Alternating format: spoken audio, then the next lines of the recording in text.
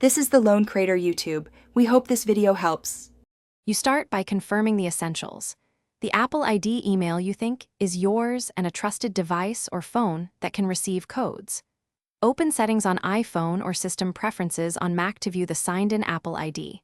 On the web, visit the Apple ID sign-in page and try the email. Once done, make sure your trusted phone or recovery email is accessible because the next steps will send verification codes. You need those codes to prove identity. Now you actively recover access. Tap Forgot Apple ID or password on the sign-in screen and enter the email you believe is the account. You will be guided through two-factor authentication if enabled. Accept the verification prompt on a trusted device or request a code sent to your phone. If two-factor isn't available, start account recovery and supply the required identity details. Make sure to write down or remember the recovery number Apple gives you for check. Finish by resetting the password when permitted and immediately update it on every device and app signed into that Apple ID. This prevents repeated locks.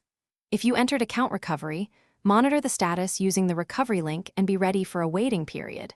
Patience is part of the process.